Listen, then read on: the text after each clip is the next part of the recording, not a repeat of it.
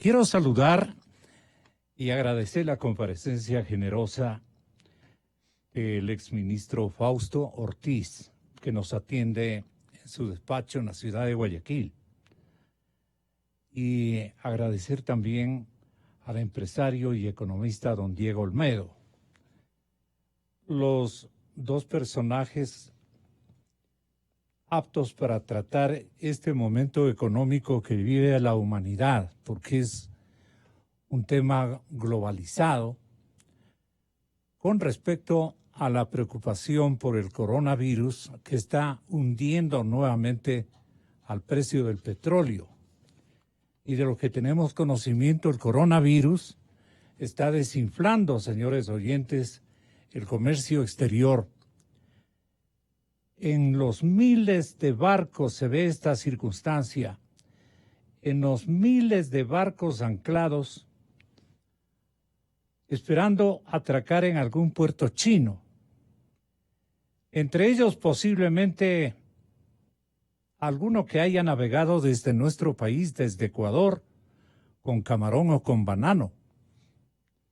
Sigue la incertidumbre, aunque ya no es China el único país aislado del mundo, son también Turquía e Irak y también Italia con mayor dimensión en las últimas horas. Bueno, estas tres naciones, repito, Turquía, Irak e Italia, han debido también restringir el ingreso de barcos en su afán de evitar la entrada del coronavirus. El año pasado, esto es el 19, se fueron hasta Asia Oriental, Turquía, Irak e Italia unos 80 millones de cajas de banano. Estas cajas tienen un peso de 43 libras. De camarón se exportaron hasta el mercado italiano y el chino más de 820 millones de libras, de las cuales 767 millones ingresaron solo a China, que representó el 60% de las exportaciones ecuatorianas del crustáceo en el año 2019. Los datos son tanto de la Asociación de Comercialización y Exportación del Banano, Acorbanec, como también datos de la Cámara Nacional de Acuacultura, la CNA. El coronavirus no solo tiene impacto en el negocio de estos dos rubros, sino en otros como el cacao y hasta las flores. Ecuador está importando también hacia el país asiático relojes. Ecuador está importando también desde el país asiático juguetes, relojes, bienes para el hogar, neumáticos, piezas para vehículos, indudablemente, dado el altísimo parque automotor de marcas orientales que se encuentran transitando por caminos y carreteras de América Latina y especialmente de nuestro país. Y también estamos en América Latina esperando zapatos, ropa, vasos, chucherías. A lo largo incluso la cadena logística tiene su afectación. Aunque el diario Expreso no pudo conectarse con los representantes de la Asociación de Terminales Portuarias Privadas, la ASOTEP, ni con los ejecutivos de las líneas navieras, que bueno fuera a esta hora de la mañana, la Asociación de Terminales Portuarias Privadas, las siglas son ASOTEP, Asociación de Terminales Portuarias Privadas, ASOTEP. Si el economista nos ilustra quiénes podrían contestarnos, no en calidad de auxiliares de telefonía, sino como dirigentes de esta importante asociación. No hay un personaje que brille o que venga a la memoria. Ok. Acá tenemos otra información relacionadas. Los 5 productos que Ecuador más le vende a China, ¿cuáles son? La compañía naviera anticipa un débil comienzo de año después de que las fábricas chinas hayan permanecido cerradas más tiempo del normal por el año nuevo lunar como consecuencia de esta epidemia global. Caída libre, un análisis de los movimientos de los buques de carga dentro y fuera de los puertos chinos desde la propagación del virus COVID-19 en enero muestra una fuerte caída en flujos comerciales, según la firma Cargo Metrics. Una baja del 27%, la empresa Cargo Metrics de Boston, con sede en Estados Unidos, dice que el índice de barcos cargados disminuyó un 27% entre el 7 y el 17 de febrero. Más de 66 millones de libras, 66 millones de libras y 170 millones de dólares fueron las exportaciones de camarón ecuatoriano hacia la China. Ya ustedes pueden imaginar el duro golpe que significa para nuestro comercio exterior y nuestras exportaciones. De esas dependemos en términos de todos los parámetros macro y microeconómicos. Todo se asiste en el comercio exterior. Entonces, la cadena logística está teniendo una afectación y, naturalmente, ¿qué preocupaciones encierra a la familia de economistas ecuatorianos, si es tan amable, economista y empresario don Diego Olmedo, aquí presente? Muy buenos días. Gonzalo, muy buenos días, gracias por la invitación. Quisiera primeramente poner el tema en contexto. Estamos hablando que el comercio mundial en el 2019 se redujo en el 0.4%. Esta es una cifra que llama poderosamente la atención porque en el 2018 el comercio mundial creció en el 3%. Y este decrecimiento no se había registrado desde el 2009 que existió la crisis financiera internacional. A todas estas, hay que entender qué es lo que está pasando en los mercados financieros internacionales. Porque el decrecimiento del comercio mundial se debe principalmente a las políticas proteccionistas de los Estados Unidos estipuladas por su presidente Donald Trump. Asimismo, por la guerra comercial entre la China y el Ecuador y a la caída de la producción industrial de Alemania. Si sumamos estos 3 factores a una posible pandemia del coronavirus, las perspectivas del comercio internacional para el 2020 vienen completamente desalentadoras y las proyecciones llegan a ser que el decrecimiento puede ser de hasta el 5%, Gonzalo.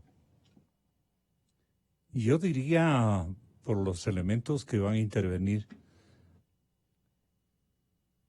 que es una leve proyección la que usted dibuja para lo que puede ser en el caso incluso de un tercer alternante que vendría a ser la epidemia mundial que en este momento ocurre, efectivamente, del coronavirus.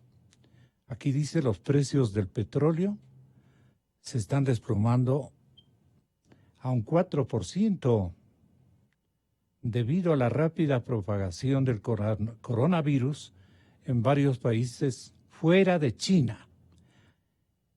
Y esto ha aumentado las preocupaciones de los inversionistas sobre un impacto en la demanda, por ejemplo, de combustible.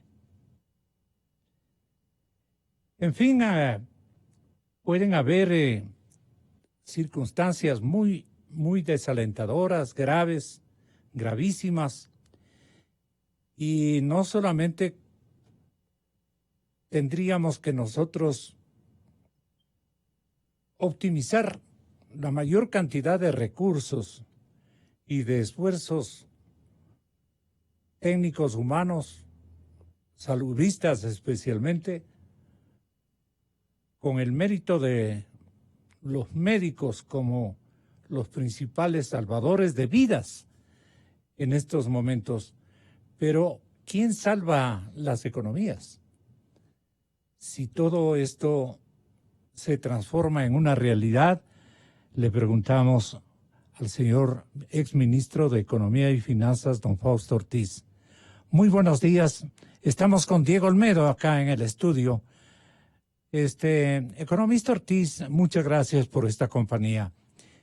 ¿Qué comentario le merece el momento que está viviendo la humanidad con la preocupación por el coronavirus que hunde nuevamente al precio del petróleo, para comenzar con este indicador?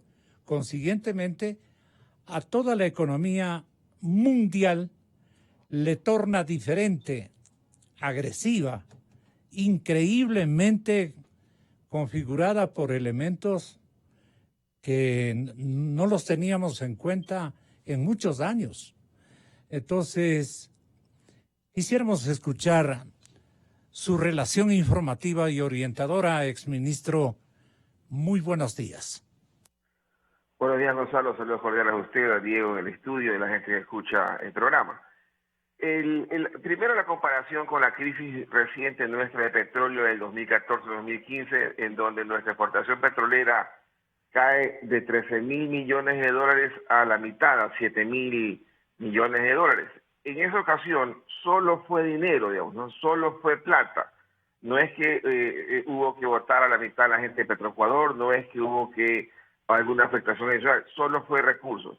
Y eso lo compensó el gobierno con endeudamiento, que después se traduce en más impuestos, pero solamente fue dinero. Ahora estamos en una pandemia, estamos en una amenaza de pandemia global, en donde primero está en juego las vidas humanas, que es quizás lo más importante, y segundo, el impacto no es el tema petrolero, es el tema de mayor preocupación en el tema del sector empresarial, ¿no? Entre camarón y banano exportamos más de 8.000 millones de dólares de los 13.000 millones que exportamos a nivel global.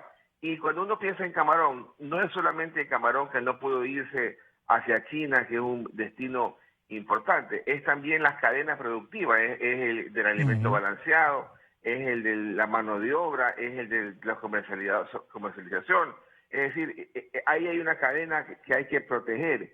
Y esa cadena que en algún momento va a empezar a sentir atraso en los cobros, atraso también se trasladará en los pagos hacia la banca. La banca debe estar ya pensando en cómo acomodar sus sistemas para darles ampliaciones de plazo, flexibilizar un poco hacia el sector empresarial para que no tengamos una situación que se nos vaya de las manos. Creo que todavía es temprano para pensar en una crisis muy fuerte. En China estaba disminuyendo el tema de la enfermedad, pero está apareciendo por otros lugares y ojalá también la información pueda ir diciendo que va entrando en control en algunas partes, ¿no? En el tema del petróleo, la gente se preocupa porque el petróleo hoy día está por debajo del presupuesto y yo digo, para mí no es una mayor preocupación, porque cuando uno piensa en el presupuesto del Estado, dice 15.000 millones en impuestos y 2.000 millones en petróleo.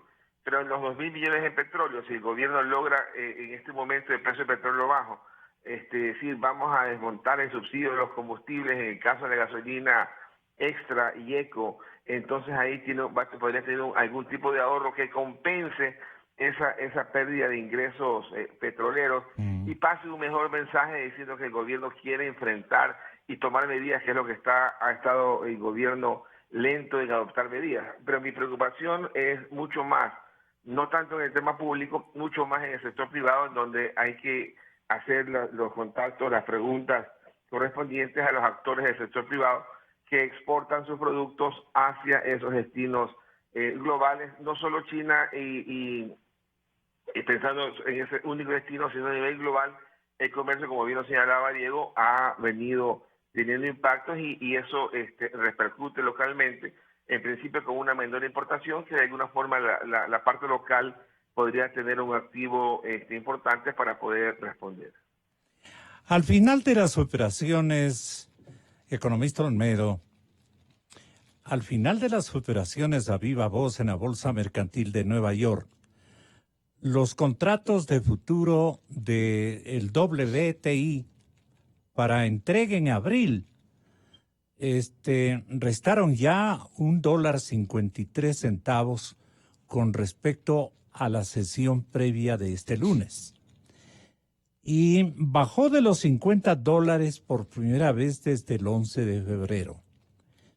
En cambio que en Londres, el barril de Brent del Mar del Norte para entrega en abril se dio en 2,4%. Repito esto, mal leído antes. En Londres, el barril de Brent del Mar del Norte para entrega en abril se dio en $2.04, finalizando a $55. En la jornada pasada, el crudo del Mar Norte, así se lo conoce, perdió 3,8%. Ahora, el precio del petróleo se volvió a ver afectado por la incertidumbre que mata a todo tipo de ser viviente, la incertidumbre y la inquietud de los inversores cuyas perspectivas con respecto al avance del COVID-19 son cada vez más pesimistas, especialmente tras las indicaciones del Centro para el Control y Prevención de Enfermedades de Estados Unidos y la eclosión del patógeno en Italia y en Corea del Sur. En este sentido, el CDC aseguró hoy que el coronavirus se va a propagar por el país y que las familias deben prepararse para una pérdida de ingresos y de cambios en la vida cotidiana. ¿Qué quiere decir esto? ¿Cómo usted aleccionaría o profundizaría un poquito mejor a lo hecho por los periodistas de prensa internacional, economista Olmedo? Sí, Gonzalo. A ver, hay que entender claramente qué es lo que está pasando en los mercados financieros internacionales. Muchos inversores, traders, agentes y actores económicos dentro del mercado financiero lo que están haciendo es migrar agresivamente a los instrumentos financieros que tienen menor riesgo y mayor cobertura, que en finanzas lo llamamos los safeties. ¿Cuáles son esos famosos safeties? Los bonos del Tesoro de los Estados Unidos. Implican menor riesgo, mayor cobertura. Igualmente, el oro y el dólar, que juega un papel crucial dentro de la economía ecuatoriana. ¿Quiénes se aprovechan inicialmente de los CETES? Principalmente hay agencias, hay empresas, hay firmas que le llamamos los hedge funds, las firmas que buscan la cobertura de los riesgos. Entonces, si existen papeles especulativos denominados basura, lo que hacen es salir al mercado a crear con esta incertidumbre, a ganar y a tener beneficios inimaginables hasta que la economía nuevamente vuelva a un nuevo equilibrio, a un nuevo ajuste. Entonces, en este juego, el Ecuador entra... Esa es la parte labrada del mercado, ¿no? Sí. El episodio más complicado, ese aprovechamiento, digamos, de una cosa y convertirla en una especie de mecanismo y emblema de enriquecimiento inimaginable para los especuladores internacionales. ¿Aquí intervienen los gobiernos o son solamente empresas privadas? Exministro, si usted es tan amable. No, esto acá es simplemente empresas privadas y traders. ¿No? Imaginemos, si es que ve el mercado internacional, piensa que el Ecuador, el pago de la deuda está basado en el petróleo, que no es así, pero así lo piensan.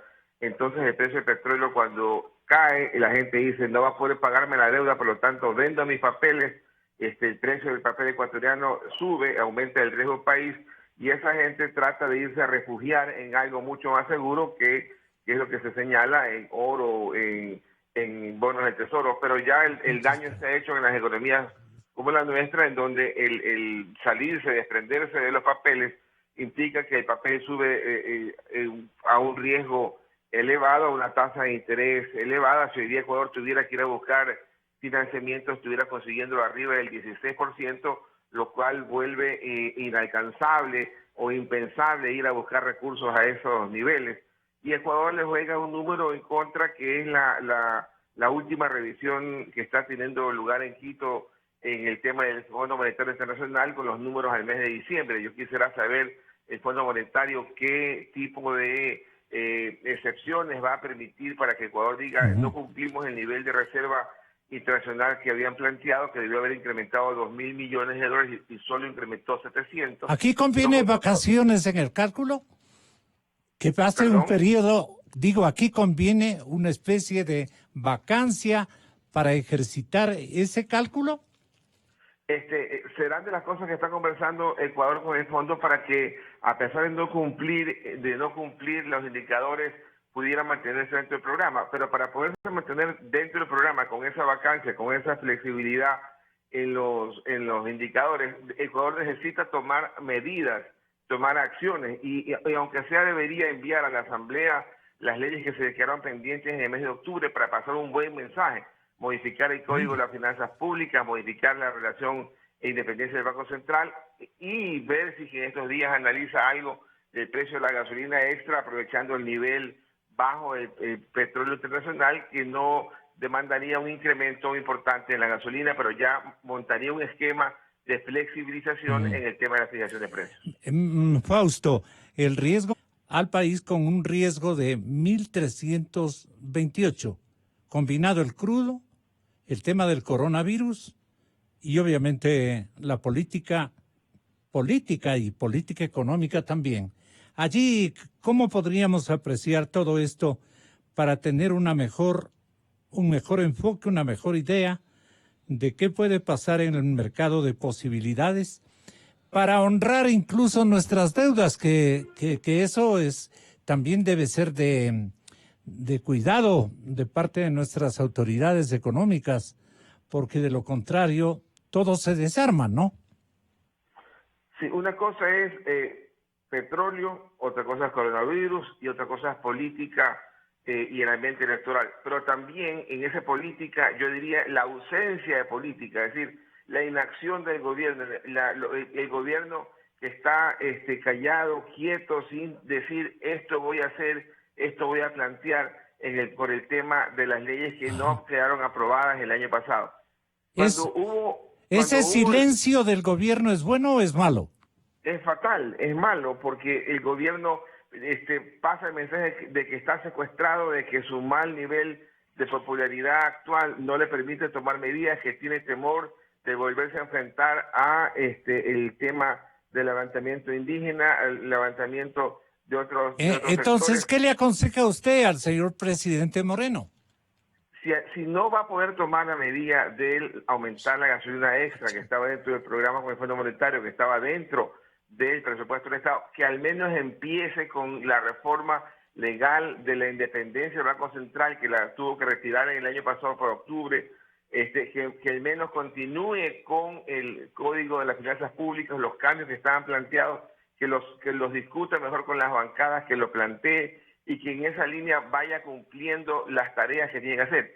Y el Código de las Finanzas Públicas es urgente porque la ley que está vigente actualmente le decía que tienes hasta el año 2021 para bajar el nivel de deuda del actual 50% hasta el 40%.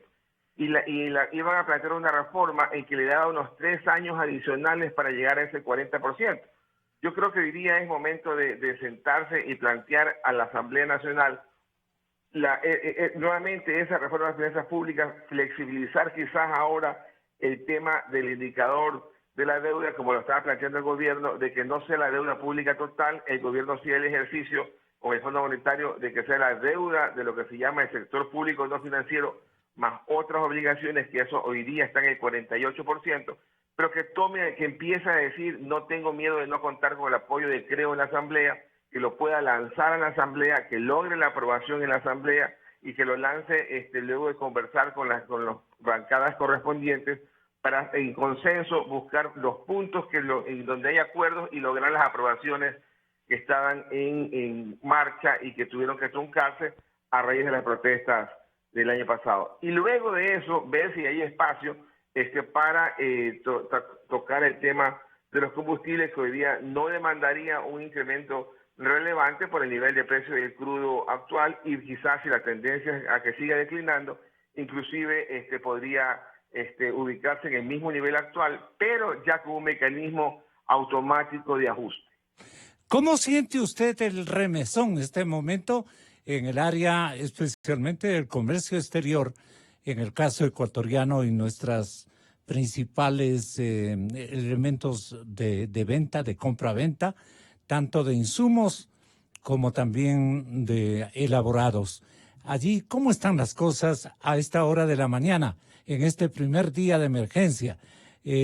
¿Tienen manera ustedes, los empresarios, de poder optar por una orientación para poder actuar en los mercados? Tenga la bondad, economista Olmedo.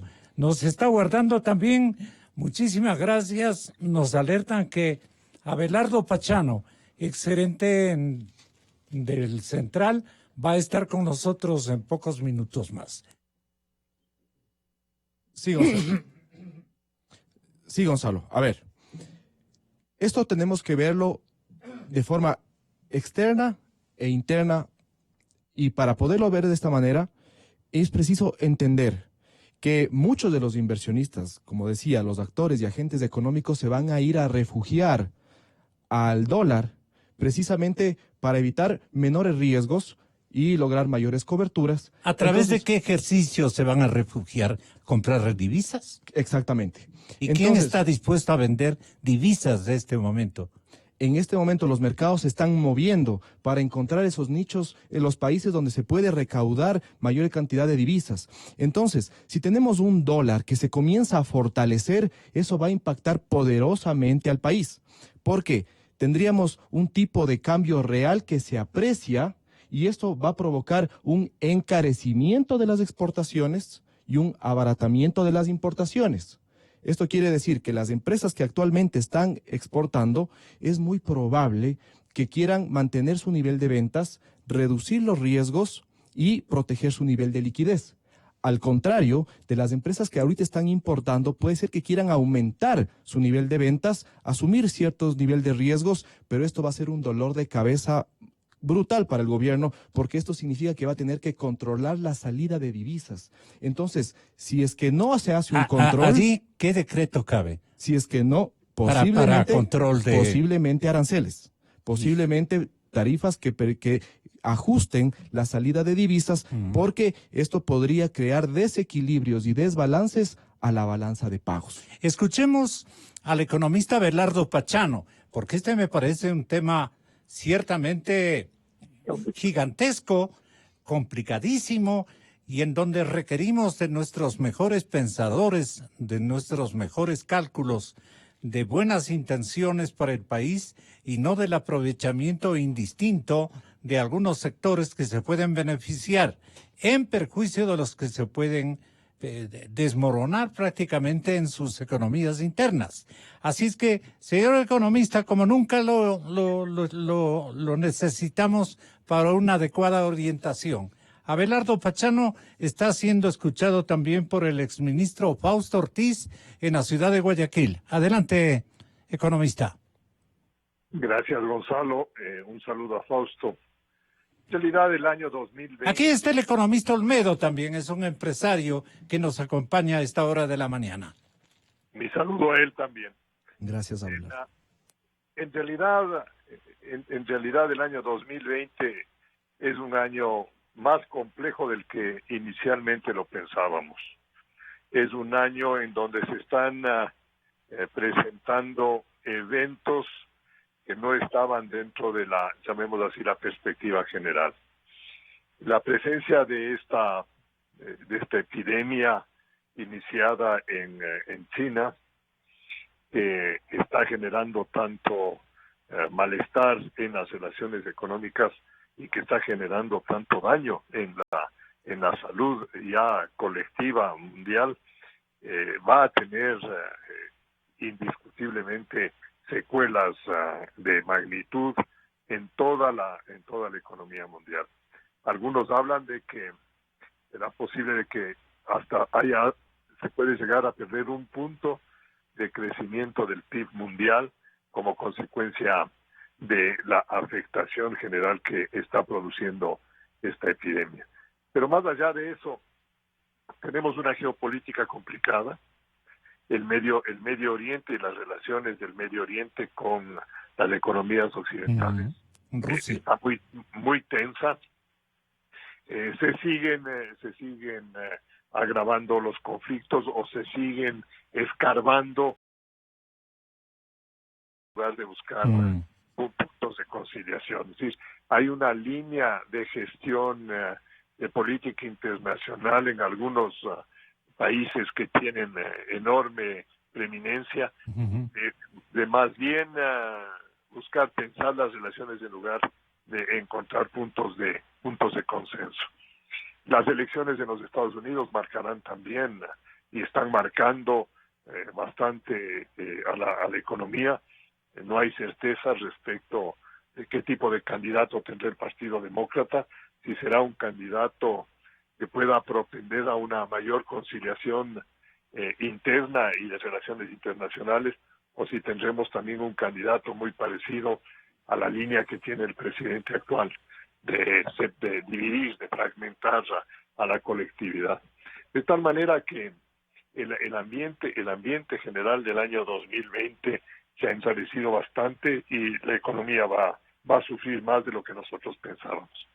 En el plano puramente ecuatoriano, es indiscutible que con una economía china que está sufriendo un fuerte embate en su tasa de crecimiento, los precios de los principales productos con los cuales exporta el Ecuador empiezan a demostrar un comportamiento contrario a nuestro interés. Petróleo el más significativo.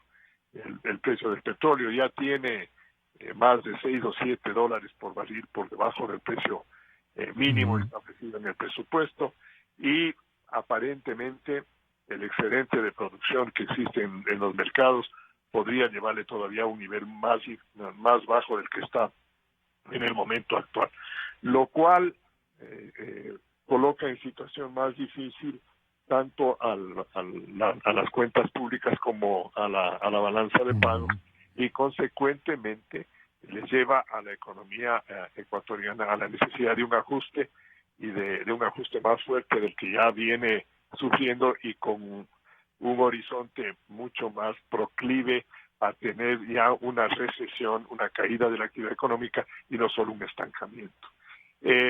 Como consecuencia del precio del petróleo en caída, el dólar se viene revalorizando, está mucho más fuerte que en meses anteriores, está retomando ese papel protagónico que tuvo en años anteriores.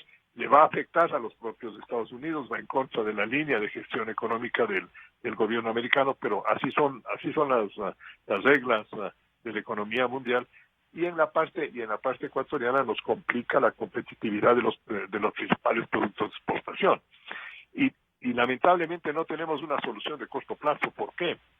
Porque las cuentas públicas tienen un déficit muy grande y no tenemos espacio de política fiscal para poder dar el apoyo circunstancial que requieren muchas actividades, especialmente vinculadas con los mercados internacionales.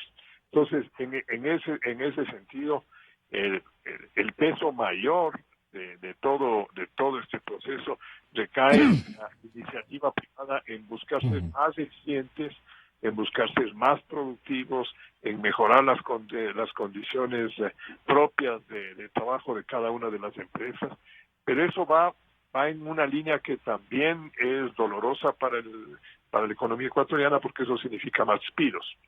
La línea de mejoramiento de la productividad va de la mano con la reducción del personal empleado por la inflexibilidad fenomenal que tiene ese mercado, y al cual no se le quiere atender, no se le quiere reformar, manteniendo los privilegios de aquellos que han conseguido empleo y dejando a la gran mayoría de ecuatorianos desprotegidos protegidos de esas... ¿Ahí qué cabe, Abelardo? ¿Qué política que se inserta adecuadamente, técnicamente hablando? Ahí hay que hacer la reforma profunda del mercado laboral.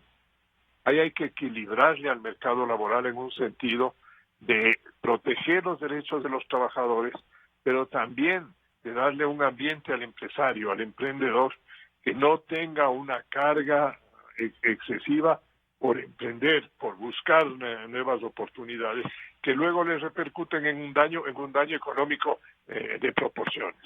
Nosotros hemos hablado con mucha claridad en la necesidad de revisar la relación del trabajador y del inversionista en una línea en donde los dos sean, llamémoslo así, coprotagonistas de los riesgos que tienen al emprender. Si va bien en el emprendimiento, les va a ir bien al empresario y al trabajador. Si va mal, los dos van a sufrir las consecuencias. Y no puede ser que hoy, si va mal un emprendimiento, sea solo el empresario el que tiene que cargar con el costo. Como sabe eso el empresario, que no lo puede hacer, pues prefiere no emprender y prefiere sacar los recursos de los países en donde hay ese tipo de inflexibilidades. Por eso es que siempre estamos nosotros hablando de hacerle atractivo al mercado laboral, sin pretender que con eso se explote al trabajador, sino que más bien se le incentive al trabajador para que se prepare más. Menos de 1 de cada 3 ecuatorianos que ingresan al mercado del trabajo con trabajo.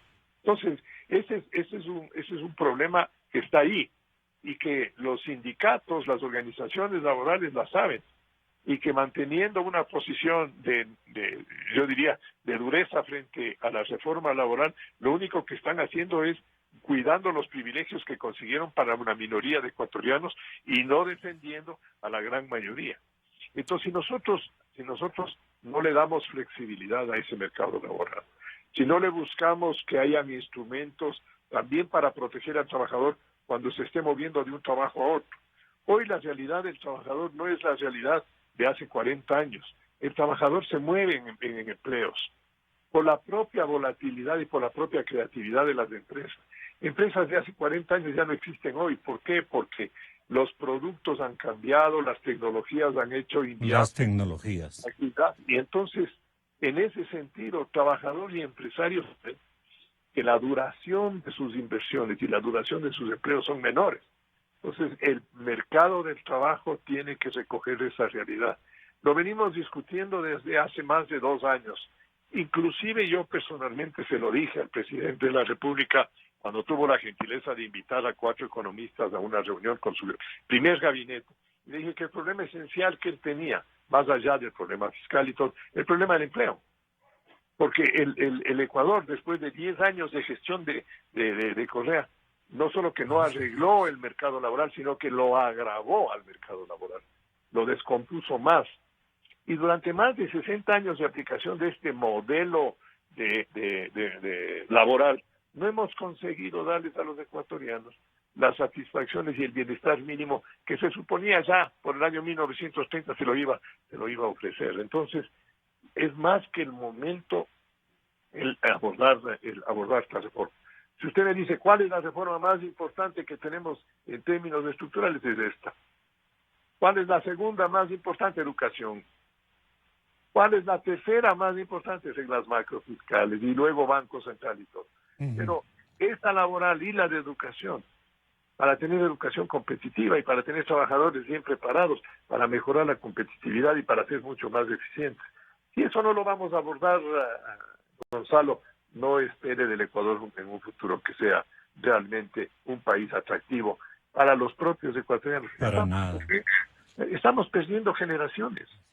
Hay una gran cantidad de jóvenes ecuatorianos que ya no están aquí. Ya se fueron. No están aquí. Pero se fueron, y además nos costó un montón de plata prepararlos.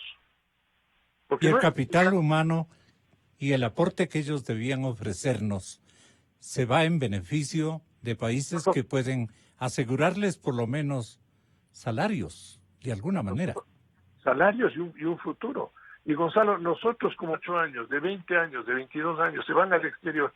Los países del exterior aplauden al Ecuador diciéndole gracias a ustedes, nosotros tenemos ahora gente preparada aquí que va a producir en los niveles de competitividad que nosotros necesitamos. Eso hay que parar, esa es una sangría de las más dolorosas que nosotros tenemos. ¿Cuál es la causa? No hay oportunidades de empleo. ¿Por qué no hay oportunidades de empleo? Porque los emprendimientos no encuentran las condiciones para poderlos hacer. No hay por dónde perderse. ¿Qué recomienda usted al presidente Moreno en estos instantes en que el comité de la OPEP ha recomendado previamente que se profundice en recortes de producción de crudo en un volumen adicional a 600,000 barriles por día? Eso para nosotros, ¿qué significado va a tener? Y si es que el petróleo ya nos comienza a fallar, se nos estropea todo el programa económico, ¿qué recomienda Abelardo Pachano para esta circunstancia al señor presidente Moreno? A ver, Gonzalo, yo creo que el presidente debe estar consciente de esto. No sé si le puede interesar o no una opinión mía, pero ¿Cómo no?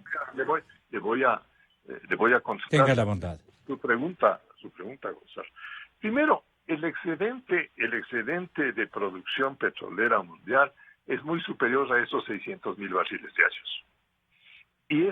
Y le digo que es muy superior porque si se mantiene el estado de cierre de los puertos chinos, China adquiere todos los días 11 millones de barriles diarios. Y en el momento actual no está cubriendo ni la mitad de eso. Entonces, lo que encontramos... No pueden atracar este momento a nuestros buques. Es decir, China está atravesando una situación de una psicosis colectiva sumamente grave, que ojalá la puedan resolver en días, porque conforme pasan o transcurre el tiempo, la situación se nos agrava a todos y se les agrava a ellos también. Entonces, los 600,000 barriles es un alivio que no va a curar el problema de la declinación del precio del petróleo. Estamos en una etapa de pérdida de dinamismo en la economía mundial, de pérdida de dinamismo en las economías emergentes, que son las que han sido el motor del crecimiento de los últimos años. Y consecuentemente hemos entrado en un ciclo de precios no tan atractivos de los bienes básicos que fundamentalmente los países en desarrollo ofrecemos al mercado mundial. Entonces, eso lo tenemos nuevamente frente a nosotros. ¿A dónde les lleva esto? A que la austeridad vuelve otra vez a ponerse en el primer plano económico. Uno no puede seguir teniendo instituciones de la forma como la tiene, manejando el Estado con tanto gasto corriente, porque eso es absolutamente inviable. Nosotros tenemos un déficit y tenemos un problema de financiamiento que, como están los mercados internacionales, va a ser muy difícil que los podamos conseguir. Hoy día el riesgo país está sobre 1,600 porcentuales por encima de lo que cuesta un bono del gobierno de los Estados Unidos. Es decir, si quisiéramos contratar créditos, nos va a costar alrededor del 14 o 15% anual. Y eso es absolutamente inaceptable, inconveniente, y que nadie lo podría recomendar. Entonces, aquí hay que apretarse más los cinturones. Y el cinturón tiene que empezar por la estructura de gasto del Estado. Los trabajadores, de cierta manera, ya vienen sufriendo porque en muchas empresas se han despedido trabajadores para alivianar sus costos, pero muchos servidores públicos son excesivos y no están cumpliendo con el papel para que fueron contratados y consecuentemente son un lastre para la sociedad. Y uno no puede seguir teniendo una economía con un 37-38% de gasto público frente al PIB. No podemos tenerlo. Tenemos que bajarlo. En temporadas malas es mucho más angustiosa esa situación. Y aquí, Gonzalo, uno tiene que ser franco con la colectividad. En el corto plazo las oportunidades van a ser muy escasas para los ecuatorianos. Lo que creo es que todos debemos poner el mayor empeño posible para precautelar nuestras fuentes de trabajo, siendo más eficientes cada uno en nuestro puesto.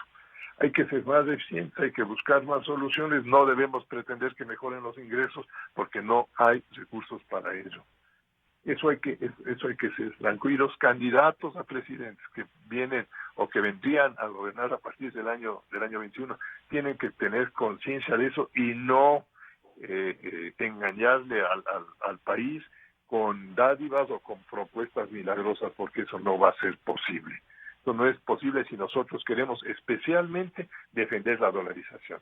La dolarización yo creo que es la barrera fundamental que divide las aguas en el Ecuador.